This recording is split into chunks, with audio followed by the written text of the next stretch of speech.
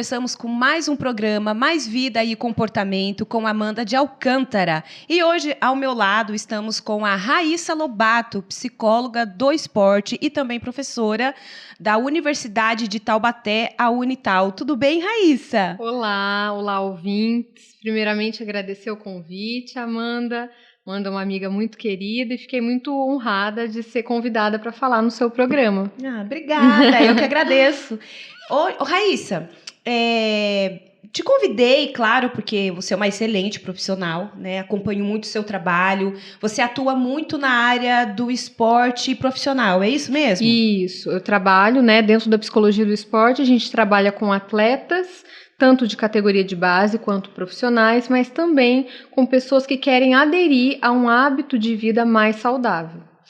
A Raíssa, num outro programa, eu trouxe aqui uma convidada que ela é coach em emagrecimento e nós abordamos algumas coisas sobre questões físicas e emocionais, como que as pessoas hoje estão lidando com o corpo. Ela abordou algumas outras áreas, por ser focal, então o coach ele não pode entrar muito nas áreas emocionais. E eu tenho recebido algumas demandas, algumas pessoas que falam muito da distorção corporal, das disformias, de todas as patologias emocionais que interferem neste corpo. Eu fico pensando, quando a gente fala em psicologia do esporte, como você colocou pra gente, fica muito voltado e um pouco estigmatizado que você só cuida de pessoas, de atletas profissionais e etc e tal. Mas a sua área, ela abrange muito mais do que isso. Raíssa, fala um pouquinho pra gente como que chega, sem ser um profissional, não que não tenha importância, mas sem ser um atleta profissional que vai buscar os seus serviços, por exemplo. Quais as pessoas que buscam a psicóloga do esporte, elas já vão sabendo que você é desta área, elas já vão com alguma demanda em específica? Conta um pouco para a gente, para as pessoas terem um pouco de noção do que é a psicologia do esporte. Sim, geralmente, as pessoas quando buscam, um psicólogo do esporte, como você falou, elas estão mais atreladas à questão do esporte profissional. Nesse aspecto, eu vejo que ainda a gente está ganhando espaço, as pessoas estão começando a entender que a psicologia do esporte também abrange esse tipo de público também, E geralmente são profissionais da área da saúde que encaminham, Então, por exemplo, uma pessoa que está com algumas comorbidades por conta da obesidade, precisa mudar o seu estilo de vida, mas não consegue. E o que a gente está falando é de mudar o comportamento. E quando a gente fala em mudar o comportamento, principalmente relacionado à atividade física e também ao comportamento alimentar, aí tem o campo para o trabalho do psicólogo do esporte. E essas pessoas, elas vêm com muitos traumas assim da infância, no sentido de que são pessoas que não tinham tanta habilidade esportiva, então não participavam das aulas de educação física, então elas começaram a criar uma crença do tipo, esporte não é para mim, atividade física não é para mim, e isso acabou gerando uma aversão a isso. E a gente vai trabalhar toda essa questão, do que significa atividade física para elas, porque geralmente está atrelado a uma questão muito aversiva, uma questão muito negativa. E daí é muito mais difícil a pessoa se engajar numa atividade física, sendo que ela tem um caráter aversivo na vida daquela pessoa. Então, primeiro a gente tem que entender o que significa isso, ressignificar, e obviamente a gente vai trabalhando também a questão da autoimagem corporal.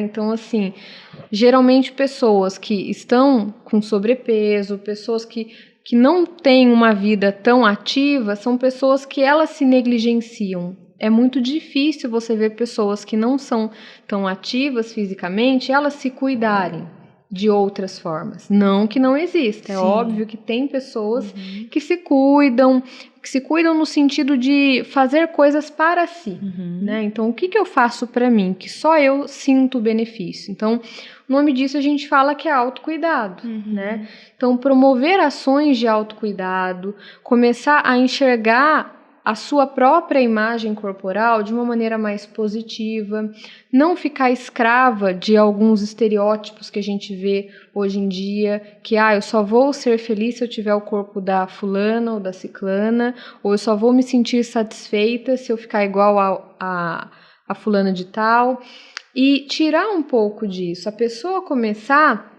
naquele processo de autoconhecimento, naquele processo dela se conectar com as suas características, com as suas qualidades. Então, é um processo que às vezes a gente começa mais pelo lado clínico para depois entrar para o esporte. Né? Entendi. É um pouco diferente de atleta, que no atleta a gente vai direto para o treinamento mental, para a preparação psicológica. Agora, nesses casos, às vezes as pessoas tem uma demanda muito mais clínica para depois a gente entrar nesse processo dela se engajar em uma atividade física. E é tão interessante quando a gente pensa, né, Raíssa, sobre essas questões de autocuidado, né? Porque fica estigmatizado que pessoas só se cuida de si quem tem uma boa autoestima. Isso fica relacionado com este corpo que está... não está atendendo a demanda, porque a gente vive esse estereótipo que tem que ser tudo muito perfeito, o corpo tem que ser magro, você tem que usar 38, 36 e por aí vai. E cada corpo é um corpo, cada pessoa é uma pessoa. Quando a gente fala, então, de autocuidado, a gente também está falando de vida emocional. Sim. As pessoas dificilmente entendem que o autocuidado também é na saúde mental e psicológica. Exatamente. Porque, pelo que eu percebo, né, você pode me dizer isso, está condicionado de que o autocuidado é somente vaidade. Aí, enquanto você estava falando, eu estava aqui pensando, eu falei, nossa, será que isso está muito ligada às questões de vaidade? Porque atrela, né, que só quem é vaidoso, quem cuida de todo este corpo é alguém que tem autoestima, é alguém que gosta de si. E esse é o único cuidado que pode vir, principalmente das mulheres. Eu não sei como é que tá isso com os homens também, se a sua demanda é maior homem ou mulher, porque a gente vê um grande número de atletas aí, pelo que eu vejo, né? Maioria homem. Mas o que você pode me falar um pouquinho disso? Eu acho que nessa questão do autocuidado, que você até comentou, será que as únicas pessoas que têm autocuidado são as que têm autoestima boa? Não, mas as únicas pessoas que têm autoestima boa são aquelas que se engajam em ações de autocuidado. E o autocuidado não necessariamente tem a ver com a aparência física, por exemplo. Um autocuidado é você fazer terapia. Eu adoro pintar, então toda terça-feira eu vou na aula de pintura. Então, autocuidado, como o próprio nome sugere, são todas aquelas ações que eu pratico que eu estou sentindo que estou cuidando de mim, seja da minha saúde física ou mental. Há muitos sabotadores, né, Raíssa? Sim. Por quê? Eu vejo muito, assim, às vezes, mãe que fala assim, não, mas eu tenho que cuidar do meu filho, é tudo pra ele, eu não tenho tempo pra mim, porque eu tenho que cuidar dele, eu tenho que ver pra ele, é tudo bom e do melhor pra ele, né? E daí elas acabam se sabotando, e daí você pergunta, tá, mas o seu filho tem um momento em que ele tá na escola, por exemplo, e nessas horas, o que você faz por você? Não faço nada, ou eu tô preparando a comida deles, tal. Então, assim... Eu vejo muito claro que para uma criança é muito importante ver pais saudáveis. Nossa, isso é muito importante. Porque a criança, ela percebe essas sutilezas. Então, ela sabe quando a mãe não tá bem, quando o pai não tá bem, quando a relação deles não está bem. E é tão interessante que a maioria dos pais colocam os filhos para fazer esporte. Vou levar ele para fazer esporte, eu vou cuidar dele mesmo, olhando para o cuidado para os filhos, né, os menores, as crianças, tira da escola, leva para natação, depois leva para um balé, uma menina.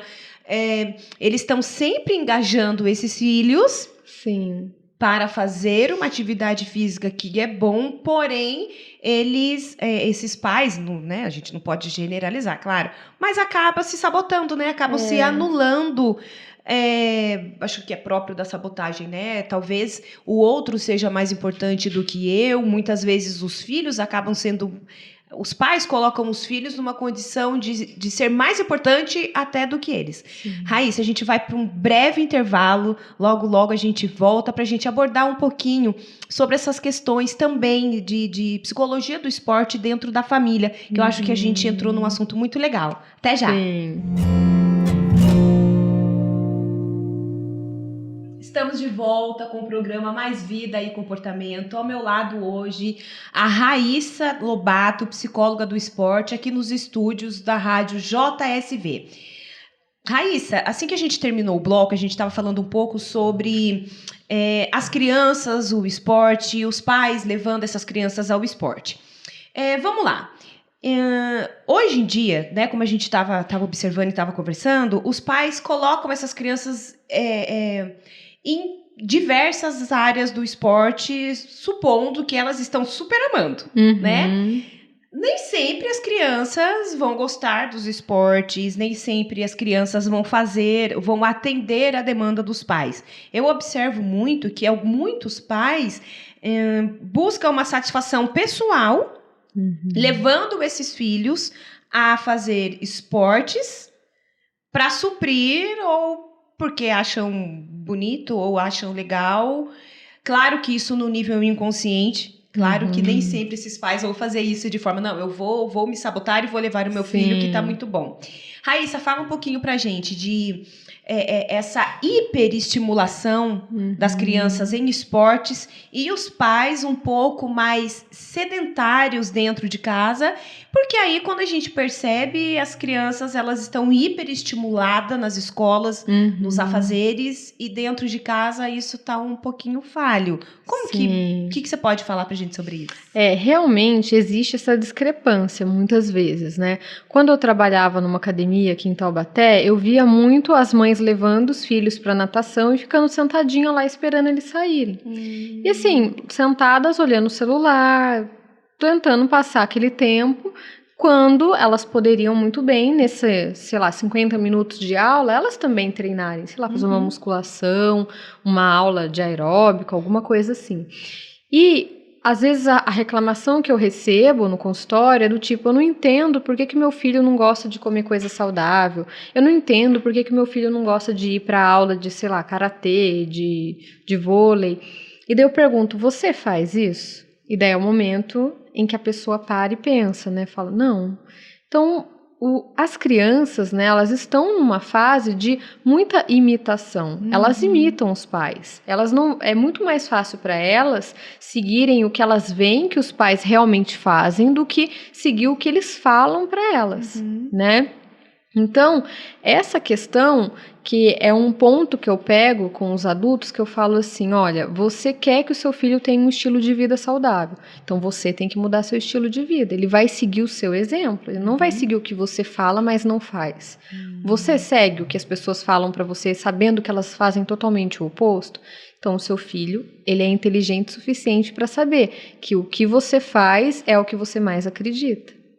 Né? Então, esse é o momento em que a gente começa a mudar ali a mentalidade desses pais, eles começarem a ter uma responsabilidade, até mesmo no sentido de ter uma qualidade de vida melhor para aproveitar a vida dos filhos deles. E eles acabam sendo confrontados, né, Raíssa? Porque quando você coloca isso para eles, olha, você está exigindo uma coisa do seu filho que você está deixando a desejar. Nesses momentos de confronto, o que é muito natural em uma determinada abordagem, em psicoterapia, até porque a gente está trabalhando com desenvolvimento humano. Maioria das vezes, qual a reação? Eles não gostam muito, né? Aquele momento que você pega no calo deles. Sim, porque eu fico pensando, como a criança ela tá na fase de imitação, ela tanto imita o que é bom, o que é ruim e aquilo que é conveniente a ela. Raíssa, e quando os pais estimulam esse filho a fazer esporte e aquilo para a criança se torna algo...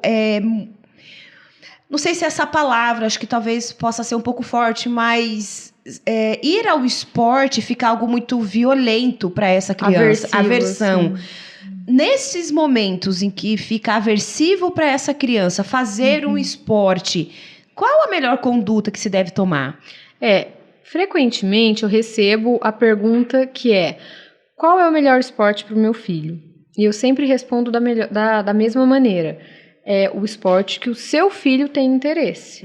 E daí a pessoa vira e fala, mas eu não sei o que ele gosta. Então começa a levar ele. Então, por exemplo, tem aqui o Sesc, toda cidade tem um Sesc, e geralmente lá tem muitas atividades, geralmente gratuitas e tal. Leva ele para ver, por exemplo, uma oficina de voleibol. Vê se ele se interessa. Leva ele num jogo de futebol, vê se ele gosta.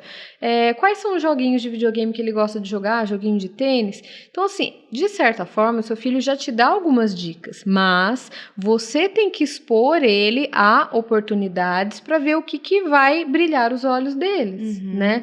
Então, assim, eu já atendi crianças que faziam, por exemplo, taekwondo, mas o sonho era fazer futebol. E daí o pai falava, não, mas o taekwondo trabalha mais a concentração do que o futebol. E daí é óbvio que vai ser muito violento, como você mencionou, ir para o taekwondo. Aquela criança vai contrariada, ela não vai ter o momento de prazer dela, aquilo não vai promover um bem-estar para ela, ela vai ali irritada fazer aquele esporte. Então, isso daí não tem uma função terapêutica como o esporte pode ter na vida de uma criança. Nossa, e causa trauma, né? Sim. Uma angústia, né? Fico imaginando aqui, você foi falando, eu fui imaginando e pensando. A angústia dessa criança, um pré-adolescente ou um adolescente, onde os pais impõem isso, não conversa, não abre para um diálogo, porque a gente precisa lembrar que a criança ela está numa fase de desenvolvimento. Sim. Né? Essa fase da criança, do desenvolvimento de personalidade, do processo cognitivo, dos processos neurológicos, e de repente entra com algo traumático para ela, talvez seja aí algo que os pais precisassem pensar um pouco mais, reavaliar um pouco mais. Porque, poxa, se o adulto não está se colocando nessa posição de que, nossa, eu preciso cuidar de mim e não tem essa consciência, e em contrapartida ele pensa, mas eu estou cuidando do meu filho, mas está cuidando de uma forma que não está ajudando tanto, né? E assim, Raíssa, o esporte no desenvolvimento infantil.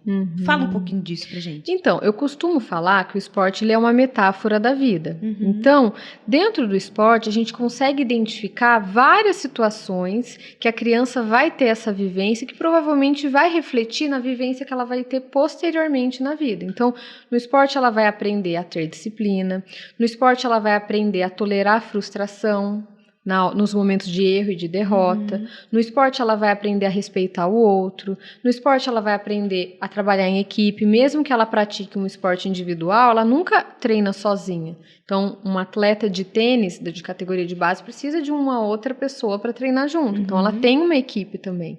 No esporte ela vai aprender a se autorregular emocionalmente. Então, quando eu tô com muita raiva, quando eu tô com muita ansiedade, com muito medo, como que eu vou lidar com essas emoções para entrar na hora do jogo, entrar na hora do treino e conseguir enfrentar tudo aquilo? Então, o esporte, para mim, ele é uma ferramenta fantástica, assim, ela é transformadora. Tô quase indo fazer esporte, amiga. Olha, eu acho ótimo. Tô quase saindo aqui já procurar uma academia. Já tô quase, amiga. Ainda não chegou nesse momento, mas eu tô quase.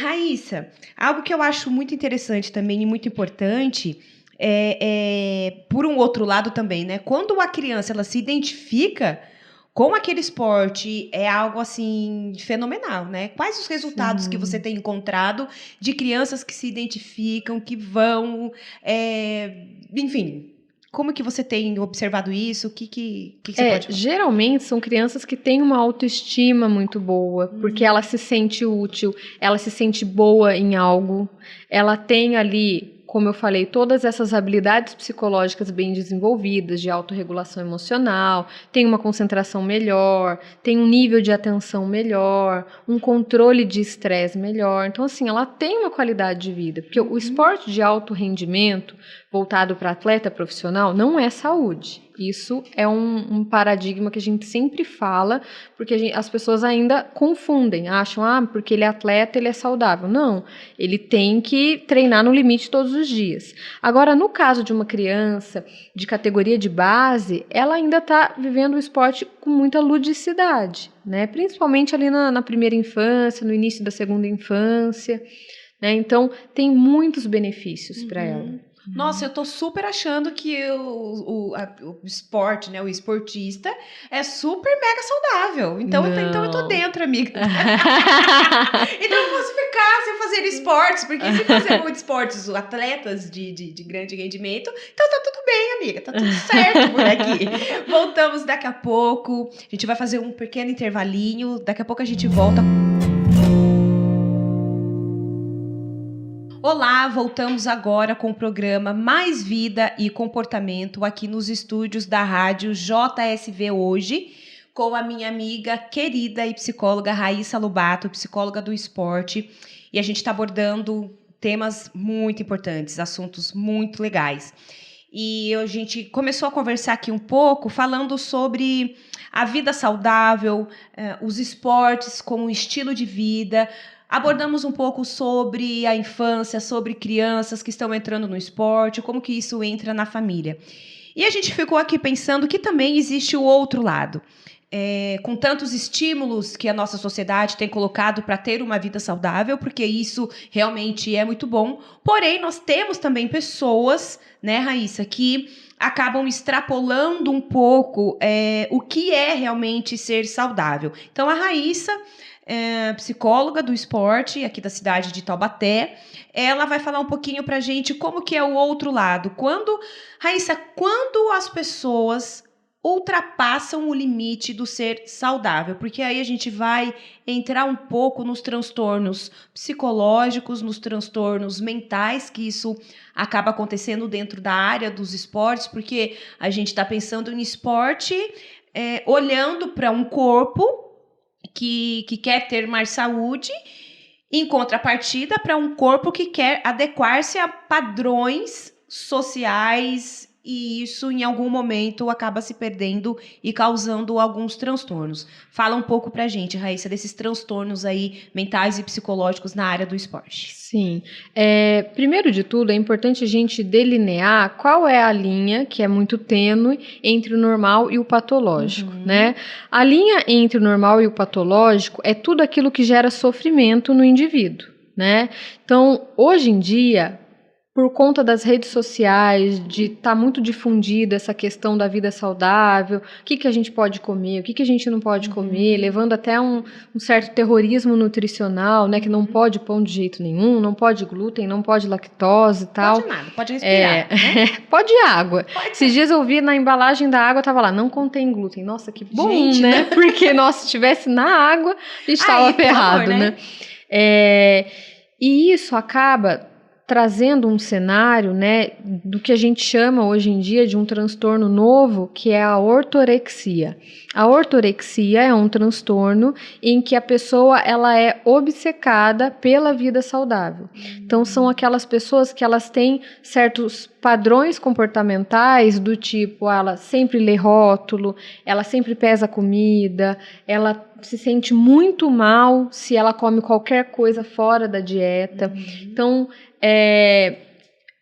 lógico que a gente tem que pensar que existem muitos atletas que são muito disciplinados e que levam isso como um estilo de vida. O grande problema é quando isso gera esse sofrimento do tipo, hoje eu não vou conseguir comer o que está prescrito na minha dieta. E daí a pessoa fica muito ansiosa, a pessoa passa mal, enfim, e acaba abrindo brecha para um outro transtorno, que é o transtorno de ansiedade. Porque aí ele também ortorexia.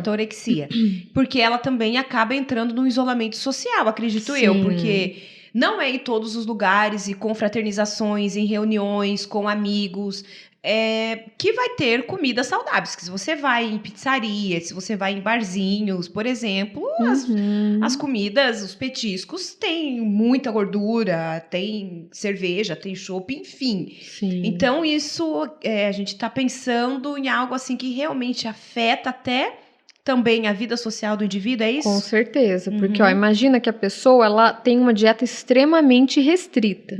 E daí ela é convidada para um churrasco, ela é convidada para um aniversário, e muitas vezes ela não consegue ir porque ela fica pensando, as pessoas vão insistir eu comer, ou eu não vou conseguir resistir o que tem lá porque eu gosto muito, e isso acaba gerando um isolamento social.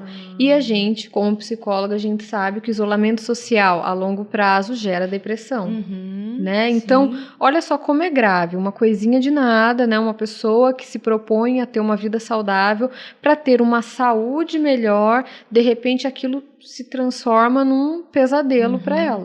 Deixa eu só lembrar que quando a Raíssa está colocando esse transtorno da pessoa que tem essa obsessão por olhar rótulos, é claro que numa demanda angustiante fora dos padrões comuns. Isso. Claro que quando a gente vai ao supermercado, é importante ressaltar isso, que a gente vai olhar rótulo para ver validade, a gente vai realmente, às vezes, observar o que é que você está comendo. Nossa, mas será que isso me faz bem ou não faz? Então, a gente está falando de uma coisa moderada. Olhar rótulos, ver validade é algo natural que nós fazemos no dia a dia. Não, agora a gente está falando de de algo que vai além disso, porque causa um sofrimento.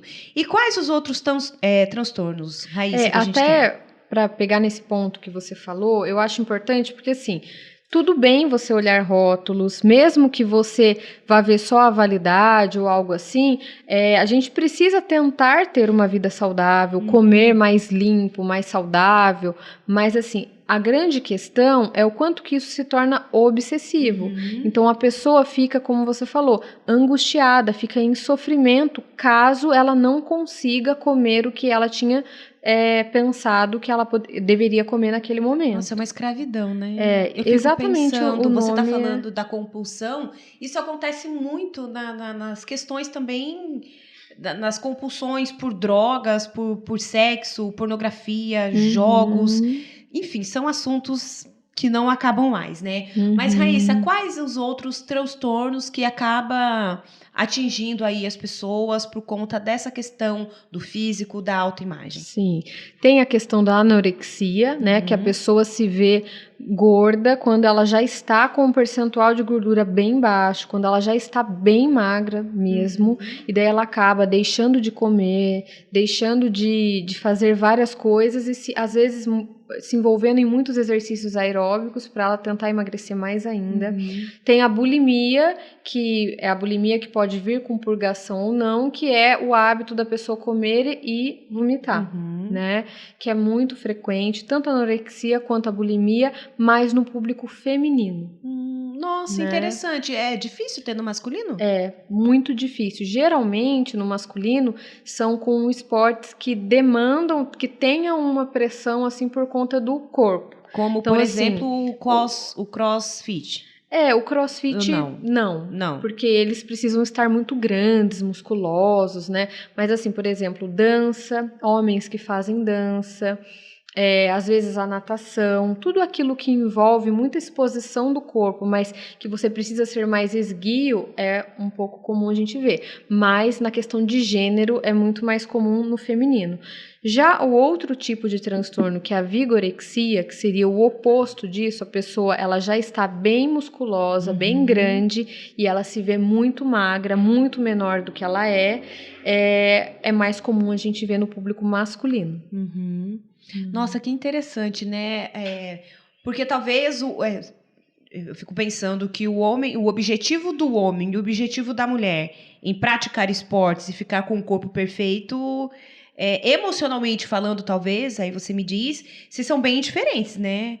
Talvez a mulher, ela queira, quando ela entende que ela precisa cuidar de si, sair um pouco da condição só de mãe ou só de esposa, que ela quer cuidar dela, ela vai mesmo trabalhar a autoestima. Nossa, eu me amo, eu quero me cuidar, eu quero colocar um vestido onde eu me sinta bem, sem aparecer alguma barriga. E também tem aquelas que vão colocar e assim, né? Ai, gente, eu tô... Né, eu vejo muito esses postzinhos de Facebook que fala assim, gente, eu tenho espelho na minha casa, eu já sei que eu engordei, não precisa falar, né? E que isso acontece muito. Sim. Porque as pessoas acabam sendo também um pouco deselegantes quanto a isso. Sim. Né? Ah, nossa, você engordou, olha, nossa, você tá assim. As pessoas percebem, as pessoas conhecem, veem o seu corpo. Agora, daí aceitar ou não é uma outra questão. Mas o homem me parece que ele fica um pouco mais... A intenção dele do esporte talvez seja culturalmente, eu não sei o que eu pensei.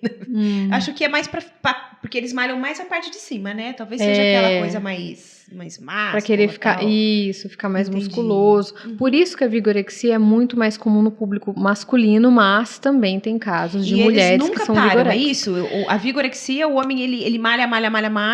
Aí assim, muitas vezes, casos mais graves assim, ele passa às vezes o dia inteiro na academia, né? Perde emprego, tem problemas com a família, com relacionamentos, porque eles precisam estar ali, eles acreditam que ficar ali intensamente, obsessivamente treinando vai fazer eles crescerem mais. E daí tem o uso de anabolizante, né? E aí tem muitas outras questões. E a gente sabe que o uso de anabolizante acaba predispondo ainda mais você ter outros tipos de transtornos. E ele causa dependência, né? Sim.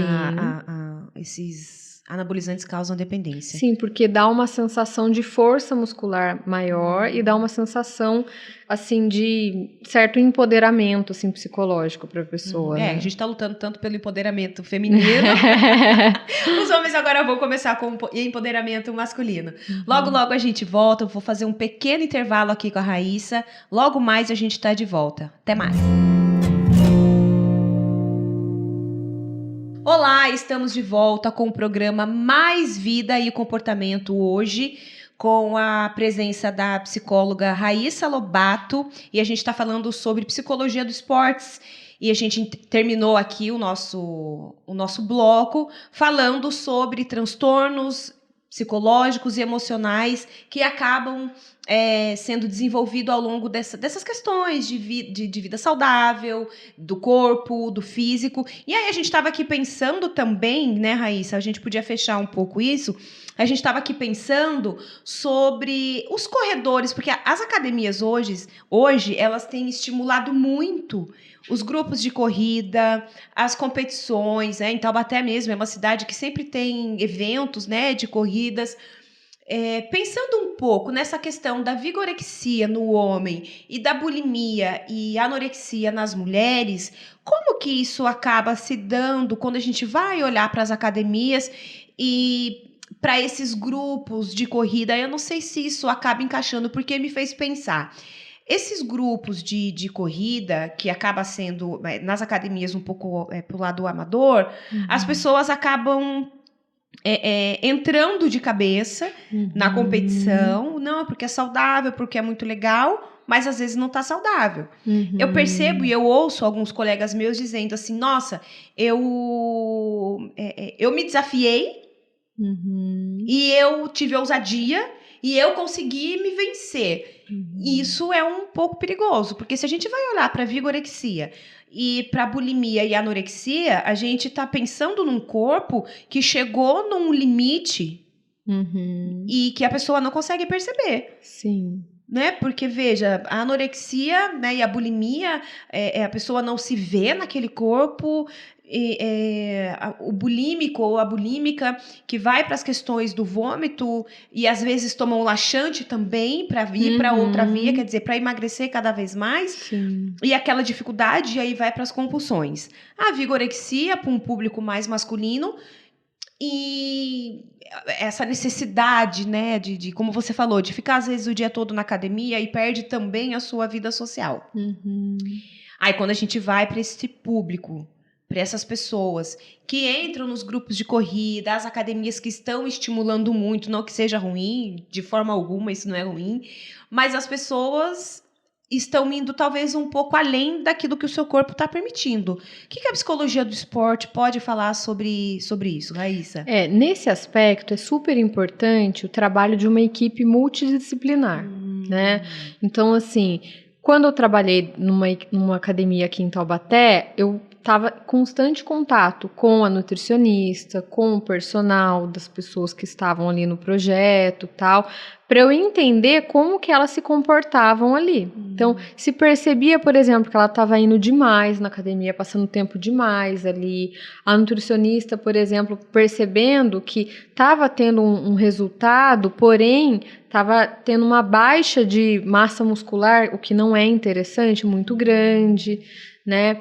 Com relação, por exemplo, à bulimia, a gente tem um sinal que a gente percebe que é uma cicatriz que a pessoa tem no pulso, porque no ato da purgação, ela vai colocar o dedo lá na goela, né? E daí ela vai morder, o reflexo vai fazer ela morder aqui. Então aparece no próprio punho dela aqui essa cicatriz, e a gente consegue já começar a perceber. Então, o que eu via nesse tipo de trabalho é que eu sempre deixava eles muito atentos. Qualquer coisa de diferente, eu pedia que eles me contassem, eu já ia ensinando para eles esses sinais, olha, isso daqui não tá muito normal, isso daqui não tá muito legal, tenta questionar isso, tal, né? Porque para a gente tentar promover uma experiência de saúde para essas pessoas, né? E não que elas entrem no grupo para gerar, de repente, assim, uma certa competitividade entre elas, ou, assim, instalar até mesmo uma cultura de, por exemplo, usar laxante, porque isso é muito comum, né? As pessoas acabam vendo, isso daqui dá resultado, né? Mas aí esquece da importância de perguntar para um profissional qual que é a estratégia que ele deve utilizar, qual que não é, né? Raíssa, como que a gente pode, como que a psicologia do esporte ela atua, por exemplo, nessas academias, nesse público dos corredores, amadores que saem, né? Fazem os grupos nas academias e vai todo mundo junto. É super legal, é super estimulante e tal, porém, há algumas coisas que precisa observar, porque como você falou, me fez pensar, mas nem todo mundo que está indo correr está realmente emocionalmente e psicologicamente correndo. Sim. Isso acontece? Sim. Então, por exemplo, num grupo de corrida é interessante a gente separar quem são as pessoas que fazem aquilo para competir e quem faz aquilo como um aspecto de bem-estar, de saúde, porque por mais que sejam atletas amadores, são pessoas que terão um estilo de vida diferente, porque um atleta amador, ele vai treinar mesmo depois que ele está sentindo dor, mesmo acordando num dia mais ou menos. Agora, se eu estou num grupo de corrida só para eu emagrecer, só para eu melhorar minha qualidade de vida, se eu não estou bem naquele dia, eu não vou treinar. Entendi. Né? Então, assim, são dois objetivos totalmente diferentes.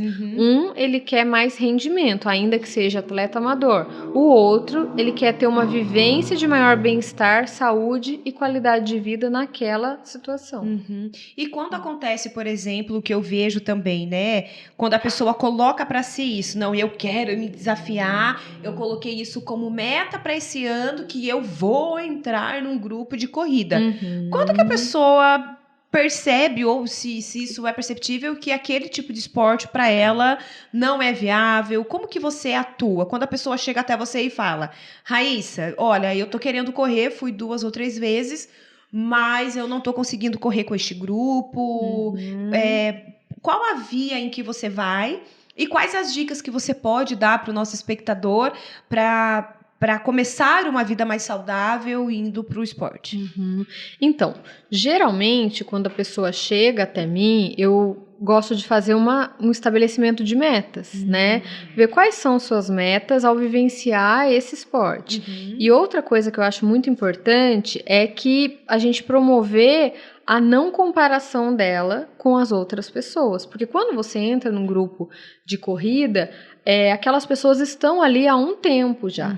Algumas já estão há anos ali, então elas vão ter um rendimento totalmente diferenciado do seu, que é primeiro dia, né? Então eu sempre brinco assim, não adianta você comparar o 100º capítulo daquela pessoa com o seu primeiro capítulo. Entendi. Não tem como. Então, abaixar essas expectativas, a pessoa começar a ficar muito mais voltada para o seu processo de evolução do que nesse processo de comparação, né? Nossa, isso é muito interessante, né? Eu tenho muitas amigas, inclusive elas me chamam muito. Elas me chamam muito pra ir. Amigas, não é o momento, tá? Quando chegar o momento eu vou falar com todo mundo, ou eu irei, né? As pessoas, Amanda, você precisa ir, gente. Eu sei que eu preciso ir, tá? Vou falar com a minha amiga Raíssa aqui, vou dar os toques. Porque é difícil realmente você atingir aquilo que para o outro tem facilidade. Porque também tem pessoas que têm um metabolismo muito mais rápido, tem pessoas que se adaptam a um estilo de esporte diferente do seu, né? E aí as pessoas, às vezes, têm essa dificuldade em, às vezes, fazer, porque os outros estão mandando, como no caso, por exemplo, das crianças que nós falamos no início, que os pais impõem um esporte, e normalmente o esporte que eles querem para os filhos, e não deixam esses filhos escolherem. E entre aquilo que eu realmente me sinto bem. Porque hoje, o que eu vejo, Raíssa, é assim, você tem que emagrecer e você tem que fazer esporte para emagrecer. Nunca é...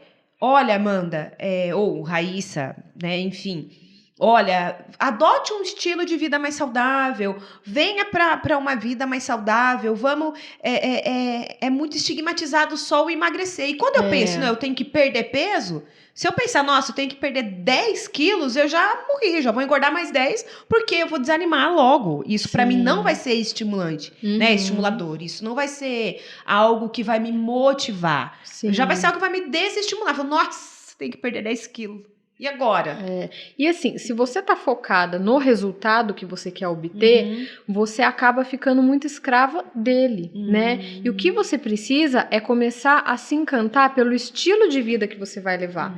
Então, ficar mais assim, os amigos que eu fiz na academia, o quanto que eu gosto de fazer aula daquela professora, o quanto que eu me sinto bem após sair da academia, né? Então, esses são dados, né, são reforçadores que você vai ter diariamente. Agora, se você espera, quando eu emagrecer 20 quilos, quando eu emagrecer 10 quilos, quando eu emagrecer, 5 quilos, isso pode demorar. E daí a motivação fica muito mais oscilante. Nossa, bem legal. Obrigada, Raíssa, pela sua participação aqui no nosso programa Mais Vida e Comportamento. E agora as pessoas que querem procurar você, Raíssa, como que elas conseguem te achar? Passa seu contato, todas as fontes para poder encontrar você.